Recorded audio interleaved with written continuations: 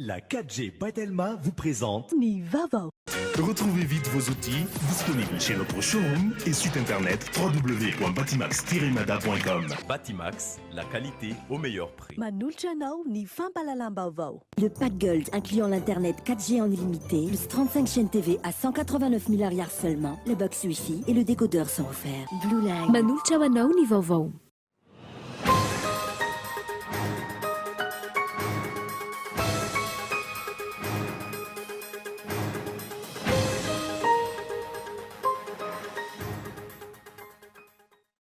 Ifarana rapitso ny fametrahana ny antota taratasy filatsahako vidina ho bentanàna ianivony OVEC manerana ny nosy.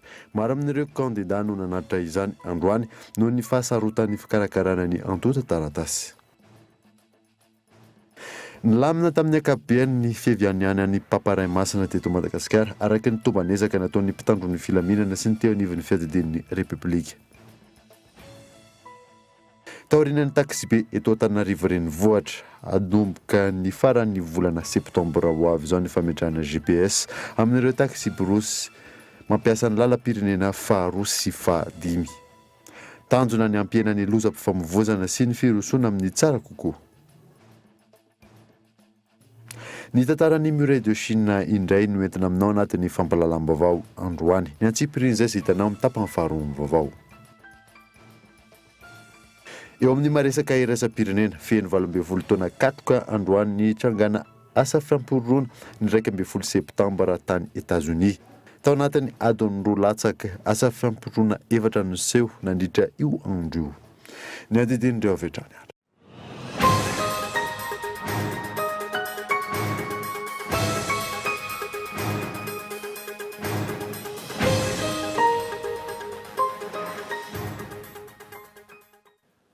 Finaritra tompoko lasy tompoko vafotoana vaovao eto amin'ny Kultivika manasanao ary anaraka izany hatramin'ny farany. Nanombotsika ny vaovao dia farana rampitso ny fametrahana ny antota taratasy filatsahako vidina ho ben'ny tanàna eny anivon'ny OVEC manerana ny nosy. Maro amin'ireo kandida no nanatra izany androany noho ny fahasarotan'ny fikarakarana ny antota taratasy ka eto Andriatsilava.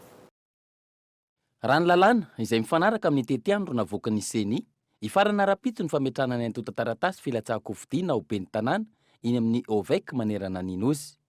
Tsy maraka ny OVEC noho ny amaroan'ireo kandida tamin'ity androany ity. Ireo kandida izay nanamafy fa sarotra ny famenona ny antota taratasy.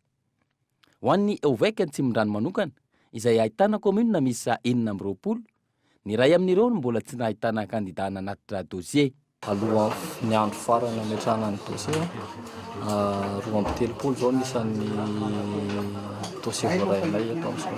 Ny maire 20 ny conseiller municipal, ny commune mbola tsy nahatonga angamba ny tao hoe mbola tsy nahatonga atao aminay fa efa milahatra avelany efa hita milahatra avelany daholo fa ny commune ray angamba sisa no mbola tsy voarainay ty zany dossier fa presque ny 26 commune efa rakotra tao fa misy candidat. Treto aloha mandray dossier ny ataonay dia mandinika zay rehefa avy eo manao misy raisanay noty zany hoe reto avy ny dossier an'ilay olona tonga fa ny tonga aloha zany presque tonga daholo fa ny fanamarinana ny hoe marina tsara ny zavatra takina izay no nangatahanay ora kely le 27 ora anaovanay zay. Tsy miova araka izany ny fomba fiasa eo amin'ny OVEC manokana. Izany hoe manana 27 ora ny OVEC andiniana ny antota taratasy firotsahako vidina. Aorian'izay, raha toa ka misy ny fandavana, manana 27 ora ny kandida izay soloiny ny mandatera toerana, ikarakarana sy anarenana ny tsy mety. Aorian'izay vao miakatra amin'ny dingana manaraka raha toa ka tsy vita ao anatin'ny fepitaonany mena ny fikarakarana. Latsaky ny 420 ora tsy hita katonany fandraisana ireo antota taratasy firotsahako vidina amin'ny fifidianana communal manodidina ny 100 ny commune manerana ny nosy ihany no misy candidat mpifaninana nanatra izay antota taratasy izay. Rarisona Andry. 100 ny commune manerana ny nosy hatramin'ny hariva teo no nazon'ny OVEC antota taratasy filatsahana ho candidat. 420 ora latsaka tsy katonan'ny fepitoana voalazan'ny lalàna ifarana ny fandraisana ireo antota taratasy filatsahako vidina amin'ny fifidianana communal ho totosaina eto amintsika. Fomban-javatra efa mitranga teto amin'ny firenena ny tranga toy izao. Fa miandry amin'ny ora farany ny mpilatsaka hovidinina mazana vao mandrotsaka ny antota taratasy mahakandida azy hoy ny mpahay lalàna nanaovana fanadihadiana. Na izany aza, misy fepetra voalaza ny lalàna hoy ity mpahay lalàna ity raha sendra mitrangany amin'ny tsy fisina kandida hovidinina amin'ny farim-pifidianana iray. Mbola tsy ampy 100,000 circonscription électorale no misy zany olona zay hoe nirotsaka hofidiana izay. Dia ny zavatra mety hitranga zany mba hijerevantsika hoe tena hitantaratra amin'ireny fifidianana ireny ny demokrasia dia na zany ahembotra ny fe-potoana fandrotsahana zany an'ilay antota taratasy, na ihany koa zany raha tena hoe tsy feny mihitsy zany ny ataontsika hoe ny circonscription vitsivitsy na maromaro dia alefa ihany zany ny ampahany amin'ny fifidianana dia manao ataontsika hoe ny élection communale parcelle zany ny arinany mba hamelona zany andreo ataontsika hoe commune zay tsisy. Mitohy araka ny voalazan'ny avilaharana fahavalo navoaka ny fisarana avy momba ny lalam-panorenana tamin'ny faha 12 aogositra lasa teo ny fitantanana ny commune mandrapisian'ny olom-boafidy vaovao. Hitantsika misy mofa nisy an'ilay avis numéro 8 navoaka amin'ny HCC hoe raha ohatra ka be ny tanàna tsy rotsaka hofidiana dia izy ihany zany no mipetraka eo mandrapahatonga an'ilay olona lany. Raha be ny tanàna mirotsaka hofidiana zany dia satria heverina olona metra-pialana avy hatrany izy dia ny lefitra zany no misolo-toerana azy. Nambaran'ity mpahay lalàna nanaovana fanadihadiana ity fa tsara hatrany ny manontany ny hevitry ny fitsarana avy momba ny lalam-panorenana mialohan'ny hamerenana daty hanaovana élection communale partielle raha ilaina ny hanatotosana izany. Lamina tamin'ny ankapobeny fifianianan'ny Paparay Masina teto Madagasikara araka ny tombanezana nataon'ny mpitandron'ny filaminana sy ny teo anivon'ny fiadidian'ny Repoblika. Fanadina. Araka ny tombanezaka nataon'ny mpitandron'ny filaminana ny lamina tamin'ny ankapobeny fandalovan'ny Paparay Masina teto Madagasikara. Hita fa nanaraka ny lamina napetraka ny tompon'andraikitra ny vahoaka malagasy. Naomby araka izany ny lamina napetraka raha ny filaminana no resaina. Azo lazaina zany fa naomby ny lamina rehetra izay napetraka ho fitandronan'ny filaminana nandritra ny fandalovan'ny papa. Zay na hoe ny lamina ny fandehanan'ireo mpizaika avy any amin'ny diocèse naketo Antananarivo. Ny andron'ny 9 septembre moa zay nisiny ny fivoriam-be na ny lamesa lehibe teny Somandrakizay dia azo lazaina fa ny rindra sy ny lamina ihany koa ny zavatra rehetra zay natao teny. Teo amin'ny fivoahana moa no tena atao hoe nampiahy fatratra kanefa dia azo lazaina fa ny rindra ihany koa ny fivoahana na dia somary naharitraritra ihany azy. Notsipiany tompon'andraikitra ihany koa fa ny lamina araka ny tokony ho izy ny fandrindrana ankapobeny. Niova ny fijerin'ny olona ny Madagasikara. Niova ny fijeren'ny vahoaka malagasy ny fiarovana satria hitany zareo fa na teny an-dalana teny dia teo foana ny fiarovana mba hijerena ny sécurité zareo. Ary reny avatsika avy amin'ny faritra reny dia teo ny tafika ny foloalinda ny gendarme ny polisy miaro ny vahoaka malagasy.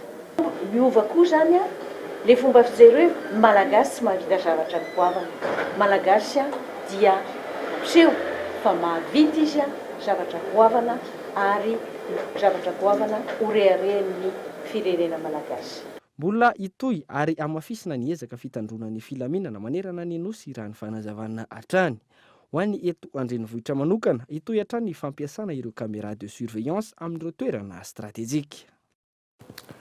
Akoatra ireo vehivavy miisa roa nampidirina amponja vonjobaika tao aorian'ny fandalovana teny amin'ny paka 67 hectara momba ny raharaha famoahana tsy ambaratelo fanadihadiana tamin'ny farany herinandro teo. Polisy iray miasa eo anivon'ny samifina ihany koa no arahy maso ankehitriny. Rarsona Andry.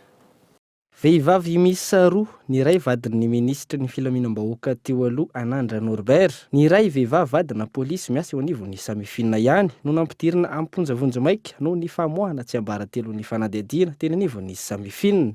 Rehefa avy nandalo fampanoavana tetsy amin'ny PAC 67 hectara ny fiafaran'ny herinandro teo. Araka ny loharanom-baovao, ny samifina na ny sampandraram-panjakana miady amin'ny famotsimbola no nametraka fitoriana olo tsy fantatra taorian'ny ny fahitany ity sampandraraha ity fa misy mivoaka ny tsy ambaratelo ny fanadihadiana ataon'izy ireo.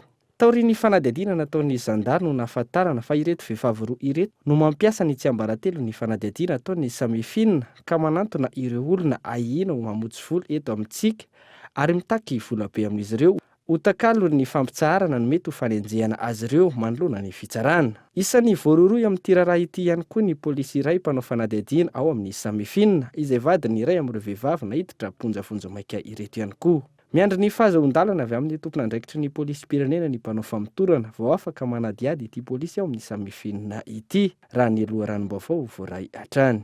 Mbola andrasana noho izany ny hotoy ny tiraharaha famoahana tsiambaratelo mpanadihadiana teny anivon'ny samifinina ity. Mampiororo ny mponina ao amin'ny fokotany tsara asina sy ny manodidina ny fisian'ny vatobe iray izay atahorana itera-doza. Androany nidina ny jeriny zava-misy teny antoerana ny ekipan'ny BNGRC niaraka tamin'ny teknisianina fanadihadiana. Eto Ambohibary, fokotany tsara asina, commune Ambohimangakely no misy ity vatobe ity. Vatobe izay efa mitritra tsikelikely ary atahorana ikoty amin'ireo trano manodidina azy. Nametraka fitarainana teny anivon'ny BNGRC araka izany ireo mponina teny amin'ny manodidina sy ireo tompon'andraikitra mba hanalana io vato io. Voalohany izy ity zany a tsy dia nanina loatra satria fa taona ny maro tsy fantatra nefa nipetrahan'ilay vato teo a. Fa tateo aoriana vao nanomboka ohatran'ny nitaraina ny olona. Dia raha fanandinika taty izay tety amin'ny fokotany a dia ity toerany ity ohatran'ny hoe manao kariera zany ny mamaky vato. Io zao a io hitantsika eo. Io ny tena atahoran'ilay olona, io ny atahorana ihany koa ety amin'ny fokotany hoe ampenjerana io vato be eo ambony io. Zay ihany ny olana fa hatramin'izay io tsisy olana satria mbola feno tsara anina mihitsy ity toerana ity. Tsy ny andrela fa androany ihany dia nidina nijery teny fotony ny ekipan'ny BNGRC niaraka tamin'ireo teknisianina. Nisy avy hatrany ny fametrahana ny zone de prévention na ny faritra tsy azo ivezivezena. Tsara asintsika zao tonga eto ny teknisianina maromaro avy eo amin'ny BNGRC manao tohana ara teknika. Izay tohana ara teknika miompana indrindrandrindra amin'ny resaka prévention de risque. Ny fangatahany mponina zany dia ho alana tsikelikely ilay vato izay mandindona be ho an'ny tanàna hitantsika reny ambany reny zany. Misy teknisianina manara-maso tsy tapaka miaraka amin'reto mpamaky vato reto izay mijery mety ho karazana ho loza mety ho avy zany. Araka ny loharanom-baovao azo anomboka amin'ny herinandro izao ny famitehana ity vato eto amin'ny fokotany tsara asina ity aritra efa-bolana eo kosa ny faharetan'ny asa. Na eo aza ny ezaka ataon'ny mpitandron'ny filaminana mitohy hatrany Asandalo ho any amin'ny distrikany Amboasary Atsimo. Ny fahafaran'ny herinandro teo nitrangana Asandalo tao amin'ny commune Tsivory. Iona sana. Niena saingy tsy mbola foana ny Asandalo any amin'ny ilany atsimon'ny Nosy. Ny fiafaran'ny herinandro teo dalo mirongo fiadina maherin'ny 50 no nanafika tao amin'ny commune Tsivory, distrikany Amboasary Atsimo, faritra Anosy. Lasa tamin'izany ny omby misy 50. Tsy ny andrely avy hatrany dia nanaradia ireo fokon'olona rehefa avy nampandre ny mpitandron'ny filaminana izay nahitana ny teo anivon'ny zandarmaria sy ny tafika. Teo amin'ny fokotany iray antsoina hoe Ampia ao amin'ny commune Tsivory no tratra ireo dahalo ka raikitra ny fifandonana. Vokany olona 4 avy amin'ireo fokon'olona no lavon'ny balan'ireo dahalo ary 4 naratra. Dahalo 3 ihany koa no namony ainy. Vokatry ny fifandonana. Taorian'izay vaky nandositra ireo dahalo ka 20 tamin'ireo 50 no tafaverina tamin'ny tompony. Hatramin'izao manohitra ny fanarahan-dia ireo mpitandron'ny filaminana. Hatramin'ny nametrahana ny ZRPS tany antoerana ny enatra amin'ny 50 isanjato ny trangana Asandalo raha nitatitra voaray avy amin'ny tompon'andraikitry ny filaminana any antoerana. Itoy hatrany ny fampandriana fahalemana raha ny fanazavana sy ny famongorana ny Asandalo. Nivoaka ny taratasy fampahafantarana ny mpandeha manomboka ny 20 septambra ho avy izao dia eny amin'ny gare routière Maky avokoa ny fiaingana sy fahatongavana ho an'ireo mpandeha nizotra RN2 sy RN5 Gaëtan Andriatsina. Nizotra mampitohy an'Antananarivo sy Toamasina ary Antananarivo sy Fianarolo Atsinanana nivoaka ity fampahafantarana navoaka ity. Izany hoe manomboka ny 20 ny volana septambra ho avy izao eny amin'ny gare routière Maky avokoa no toby fiantsonana ho an'ireo taxi brosy ho an'ny Toamasina sy Fianarolo Atsinanana na ireo avy amin'ireo toerana ireo ho aty Antananarivo. Tsy hisy intsony ny fiantsonana eny Ambodivony fa napakefitra izay nanaitra ireo mpitatitra eny an-toerana. Manaiky ny fandaminana izahay raha ny fanazavana izy ireo saingy tokony hisy ny fifampiresahana. Angatan'izy ireo amin'izany ny hoe rehefa afindra dia tokony afindra avokoa. Dia izay no fitakianay hoe na soit ho averinao amin'ilay parkazina eo taloha eo zay leo ambadiky ny total na soit miaraka miala eto daholo rehefa mety mpanao taxi brosy rehetrarehetra na iza miaraka makeny an-dotam-pianaka satria misy mamono ny hafa izy misy olona ho vonona dia misy ho velomina zany tsy fantatro izy nomena tombontsoa dia izy tsy mahazo tombontsoa dia izay ny zavatra takianay mafy dia mafy mihitsy hoe averenao amin'ilay parkazina taloha tao zay rehefa tsy hiala zareo tsy manino zareo zany na tsy miala ara fa zay apetraka amin'ilay parkazina taloha zay tsy manino zay miala eto amoron-dala eto na zay raika tsy alezy eto aloha zay averinao amin'ilay parkazina taloha. Fifandaminana no natao moa ny tompon'andraikitra ary tombony ho an'ireo mpitatitra ny fahafahana mandray azy ireo eny amin'ny gare routière Maki. Ena ny vola alain'ireo mpanera izany hoe azo tombony bebe kokoa ireo mpamily sy ny tompon'ny fiara. Ena ny fitohanan'ny fifamoivoizana eny Ambodivoana. Ena ihany koa ny mpangary paosy sy ny mpanendaka ary ny fahaverezan'ny entana sy ny fananana. Ankoatr'izay, nanamafy izy ireo fa malalaka ny gare routière ary efa vonona amin'ny fandraisana ireo coopérative voatonona teny aloha ireo. Dia eo amin'ny resaka fandraisana n'ireo zotra mampitohy an'ny Antananarivo Toamasina Antananarivo sy Antananarivo Fenerive-Est Antananarivo dia efa vonona tanteraka izahay satria nisy noty navoakan'ny agence de transport terrestre na ny ATT zany dia efa niresaka taminay izy ireo manahoana ny capacité d'accueil dia vonona tanteraka izahay ary ampy tsara ny toerana andraisan'izy ireo satria miboaka dia sy ny toeran'ny efitrano dia ampy tsara ary faharoa manaraka an'izay ny resaka parking. Ny parking dia manana eo amin'ny 920 isika izay ampy andraisana an'ireo RN2 sy RN5 ireo. Ny fanantanana trano no tandona manatin'izany rehetra izany raha ny fanazavana. Miroso amin'ny fanovana isika ahafana mampandroso ny firenena, fanovana ao anatin'ny fandaminana sy fametrahana rindran-damina anatsara ny tanàna sy ny fiarahamonina indrindra ny fitaterana. Tontolon'ny fitaterana izay hatrany dia taoriana taxi be eto Antananarivo renivohitra. Atomboka ny faran'ny volana septambra ho avy izao ny fametrahana GPS ho amin'ireo taxi brosy mampiasa ny lalam-pirenena faharoa sy fahadimy. Gaetan Andriatsilavatra. Efa natomboka tamin'ireo taxi be eto Antananarivo renivohitra ny fametrahana GPS ahafana manara-maso ny hafainganam-pandeha sy ny toerana misy ireo fiara ary indrindra raha misy loza miatra. Itarina izany ka ny zotra regionaly, ny zotra nasionaly amin'ny lalam-pirenena faharoa sy ny lalam-pirenena fahadimy indray no ametrahana GPS manomboka ny faran'ny volana septambra ho avy izao. Nisy araka izany ny fiaonana tamin'ireo mpitatitra sy ny tompon'ny coopérative ary ny ministera tompon'andraikitra sy ny ATT natao teny Ambodivoana. Natsoina daholo moa zany tompona fiara nazavaina an'ity teknôlôjia vaovao ity. Izy ity moa teknôlôjia efa mipetraka eran-tany. Raha tsy ilaza fotsiny fa ny ao Rosia zao hatramin'ny tômôbila fiara izay kely indrindra dia misy GPS. Misy antony zany ary tena voara-maso tsara ny resaka fifamoivoizana mena ny resaka tany lozam-pifamoivoizana. Vaovao amintsika ny mahita eraky ny haino aman-jery sy amin'ny gazety isan'andro ny lozam-pifamoivoizana andratrana olona eny misy ny ainana fohy mihitsy ary izay tsy ho vidy vola dia mba hisorana izay zavatra izay hanenana izay zavatra izay ny gouvernementa sy ny ministère en transport ny ATT dia nanao niezaka nanao ny entso zavatra amerina izay lozam-pifamoivoizana izay. Tombony ho an'ny rehetra amin'ny tontolon'ny fitaterana ny fanatsarana tahaka izao. Atokisan'ny mpanjifa kokoa ireo coopérative mitsinjo sy mitandrona ny ainy na aiza ale. Misy ny famerana ny taham-pandehanana anatin'izy io. Vao mihoatra ny taham-pandehanana mafy loatra dia misy alarme mandeha. Misy paramètre be dia be fa nazavaina teo moa ny resaka teknika fa misy tombotsoa be dia be ho an'ny tompona tômôbila aloha voalohany indrindra. Andeha izy satria voara-maso tsara ny fandehan'ny tômôbila, ny lalana andehanany, ny solika lany, ny raha sendra misy mangalatra amin'ny tômôbila hita hoe aiza ny toerana misy azy. Misy resaka bouton panique raha misy manafika ny an-dalan'eny na misy accident potserina fotsiny bouton panique dia araka tonga dia hita aty amin'ny plateforme miara-miasa amin'ny gendarmerie hoe aiza ny toerana misy manafika sy ny sisa. Donc tsy maro tahaka izany no sitrahan'ny tompona fiara ny ministeran'ny fitaterana dia mpanelana fotsiny ihany. Ny faran'ny volana septambra ho avy izao araka izany no atomboka ny fametrahana GPS ahafana manara-maso ireo fiara mpitatitra olona amin'ny zotra regionaly, ny zotra miazo ny RN2 sy ny RN5. tanjona atrany ny ampiena ny lozam-pifamoivoizana ary ny rosoana amin'ny tsara kokoa atrany eo amin'ny sehatra ny fitaterana. Tonga eto amin'ny fotoana ny dokavarotra isika aoriana izay ny atantsika mahakasika ny fiara-miasa eo amin'ny groupe Filatex sy ny UNFPA. Io ihany koa ny tolotra miavaka izay ataon'ny tranombarotra Shop Avenir eo Anosy Be. Rehefa avy eo ary.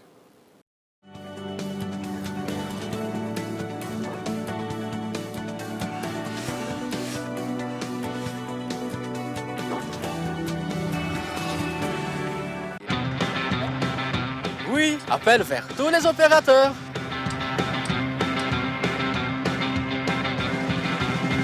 Oui, appel à l'international inclus. Oui, mes SMS, je ne les compte plus.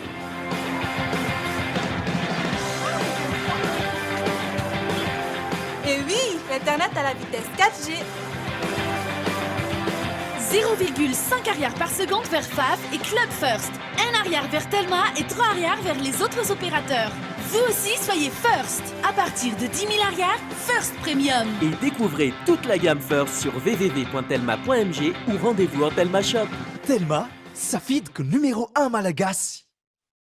Geox, Puma, San Marina, Unisa, Tamaris, Guess, Minelli, JB Martin, Adidas, Fossil, Asics, New Balance et Ralph Lauren. Boutique Le Coin des Marques, un grand choix de parfums, montres, sacs et chaussures de marque. Alors, venez découvrir notre boutique Le Coin des Marques, des articles de marque pour hommes, femmes et enfants.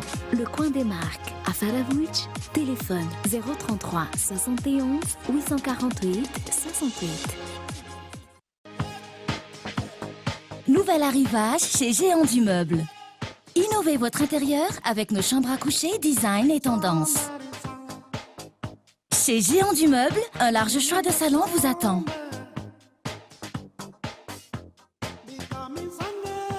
Trouvez des meubles et des articles de déco avec une multitude de couleurs adaptées à vos goûts. Venez visiter notre showroom à Tanzbat et Beorirk. Géant du Meuble, bien moins cher, bien chez soi. Alors, quoi de neuf, mon enfant? Rafael Nadal a encore gagné. Il fait 41 degrés à Paris et 12 degrés en Tir-à-Baie. Tu sais que les chiens peuvent détecter si tu as le paludisme en reniflant tes chaussettes. Mais comment tu sais tout ça? J'ai vu qu'on a Blue Line à la maison. Blue Line, c'est trop cool. Avec le pack Gold incluant l'internet 4G en illimité, le 35 chaînes TV à 189 000 arrières seulement, le box Wi-Fi et le décodeur sont offerts. Et en ce moment, gagnez jusqu'à 5 Go de bonus, valable 24 heures sur 24 pendant 30 jours pour les offres prépayées internet. Blue Line. Deuxième. Troisième. Septième. Faony. Manomeny izy. Tsara mba mitady vahaolana anao. Mampiena 3 isan-jato no ny laninao isan'andro ny fampiasana miaraka ny Zarbo 2M sy ny fatana mitsitsy 3M plus.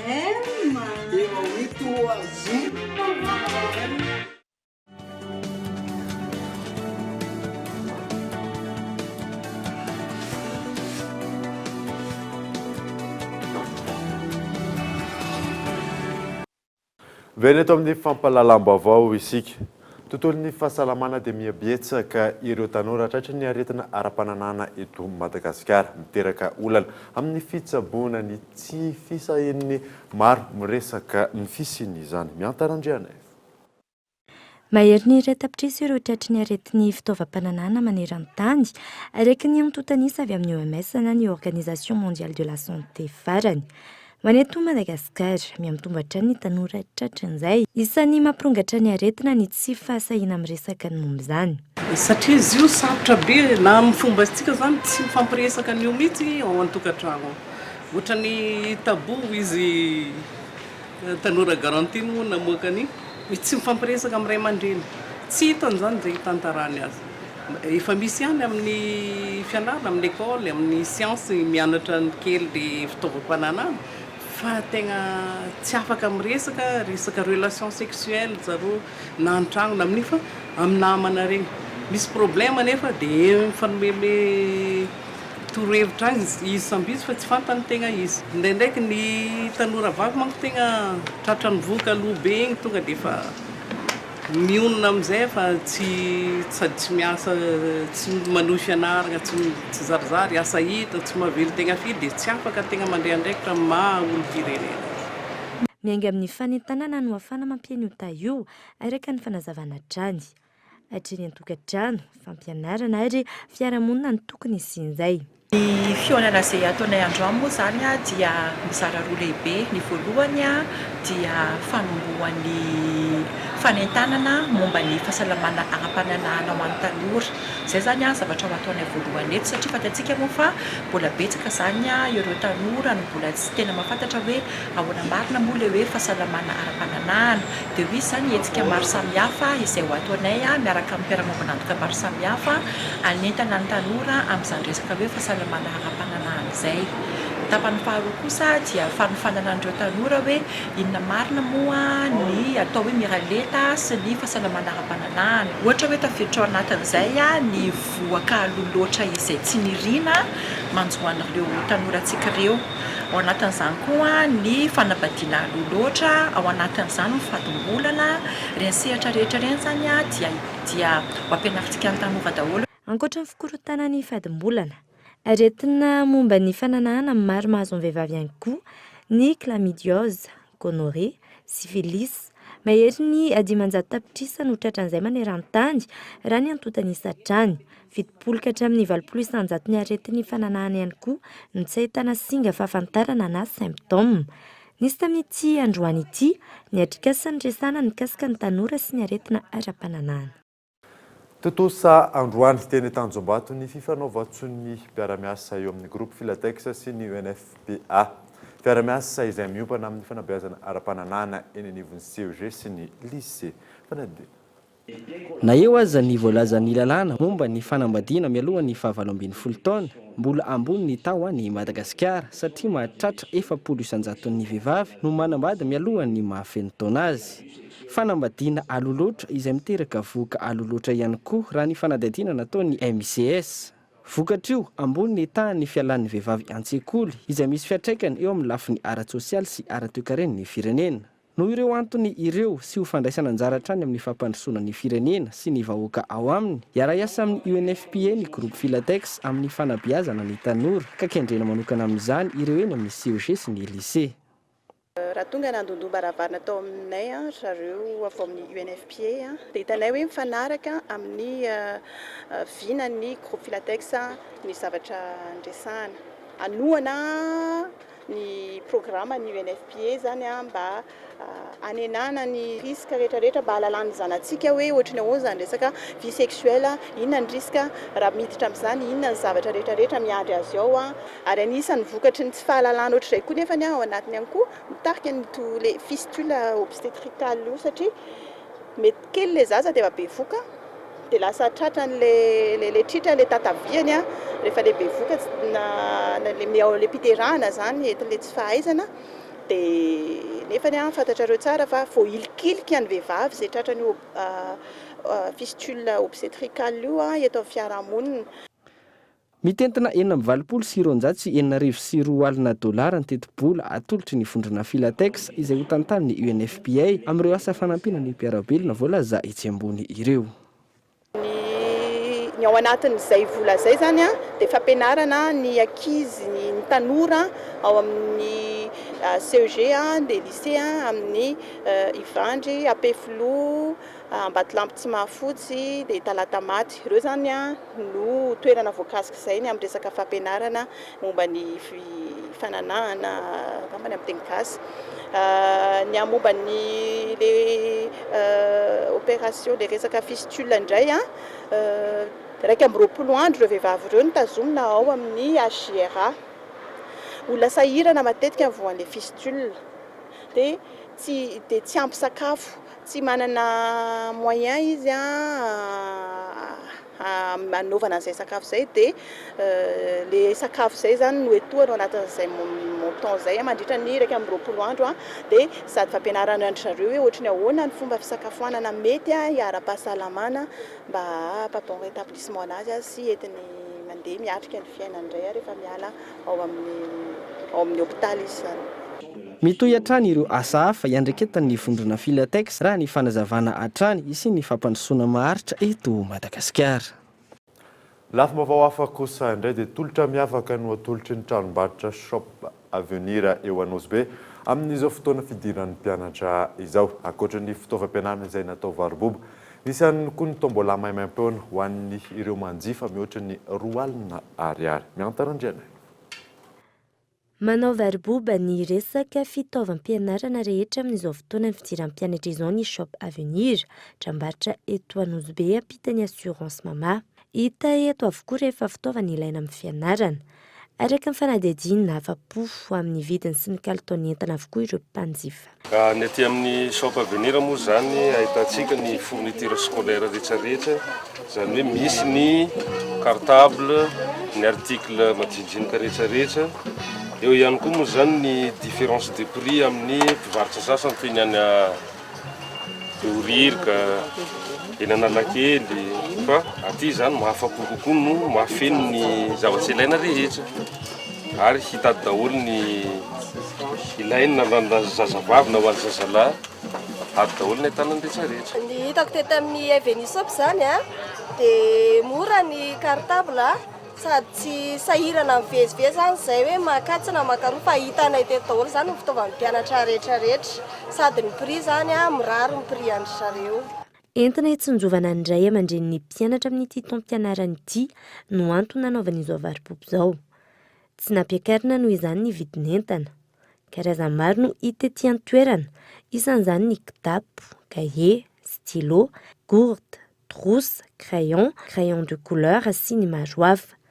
Misy safidianana tsara ny fitaovana eto amin'ny Shop Avenir noho izy ahitana ny marika rehetra, ny kalitao ihany koa azo hisafidianana ary maro amin'ireo entana no manaraka ny toetry ny andro izay natao ho an'ny saranga rehetra. Tsy mijanona amin'ny famarotana amin'ny vidiny mirary izay ihany. Misy ihany koa ny billet tombola ho zaraina maimam-poana ho an'ireo manjifa mihoatra ny 2 alina ariary. Loka maro no zaraina amin'izany toy ny motoscooter, bicyclette VTT, robot mixeur, t-shirt, casquette sy ny maro hafa izay ho zaraina amin'ireo zato tsara vitana. Ankoatra ny fitaovana ilaina rehetra eny an-tsekoly, hita eto amin'ny tranombarotra Shop Avenir ihany koa ireo karazan'entana ilaina ao an-tokantrano na an-dakozia. Ohatra amin'izany ny cocotte minute, rice cooker, mixeur robot, filtre, hot pot, bouillard, vilia sy ny maro hafa. Eo ihany koa ireo fitaovana vita amin'ny plastika toy ny cuvette, seau, seza, brosy sy ny maro hafa. Tsy ahivina, eto Anosibe ampitany assurance mama akaikin'ny rond-point tsena no ahitany ity tranombarotra Shop Avenir ity. Misokatra manomboka amin'ny 7 ora maraina ka hatramin'ny 5 ora hariva, ny alatsinainy ka hatramin'ny sabotsy. 033 45 115 81 kosa ny laharan-tariby azona azy. Dia izay namarina vaovao tamin'ity alina ity, hankasiany ianao nanaraka izany soa fa tsara atolo tompoko.